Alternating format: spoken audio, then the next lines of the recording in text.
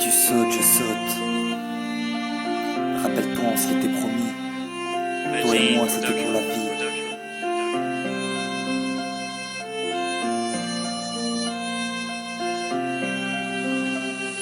Il était plutôt tard ce soir-là, et j'avais la fâcheuse habitude de regarder le ciel. Ces sombres lumières, ondulant et vacillant qui semblaient s'éteindre peu à peu. Et j'avais peur car au fond de chacun de nous, l'étoile qui brillait à grand feu se voyait déjà perdue.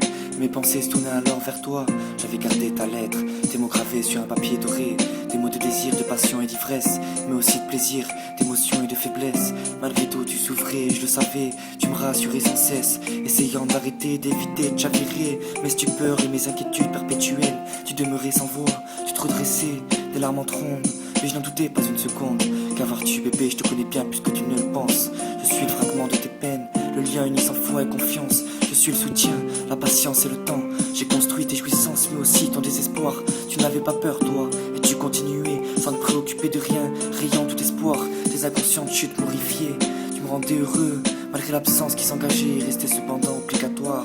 J'ai cru en tes promesses, ce soir-là j'y repensais, m'étonnant de temps à autre sur le manque de maturité dont j'avais fait preuve à ton égard.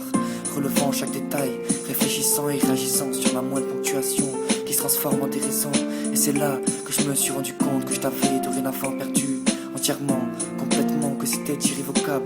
À compter de ce jour, aurais-je dû être plus méfiant, refuser ton regard, refermer sans plus attendre d'appeler, refuser ce que je ressentais pour toi et ne plus penser. Et tu vois mon amour, je continue, j'ai accepté de souffrir en silence. J'ai frôlé la fin, m'accrochant au peu d'estime et d'amour qui me restait.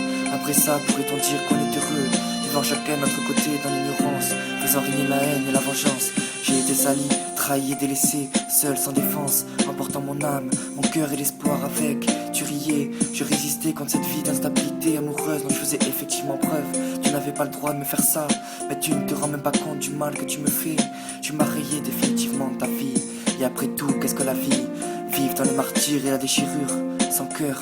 Parfois je ne voudrais pas en avoir de cœur. Le mien étant glacé, j'ai cessé de vivre dès lors que je suis parti. J'aurais dû partir plus tôt, les étoiles avaient raison de ne pas y croire. J'étais ton plus grand fantasme, un fantasme impossible car tu étais ma raison. Et je me doutais dans aucun cas de cette effroyable trahison. Il est plutôt tard ce soir-là, le sommeil ne viendrait sans doute pas. Puis les jours se sont écoulés, laissant donc tous ces souvenirs enfermés dans ce torrent de larmes qui m'a échappé. Mais vois-tu à mon amour, chacun de nous apprend de ses erreurs. Crois-tu sincèrement que je ne me relèverai pas, laissant les ombres envahir mes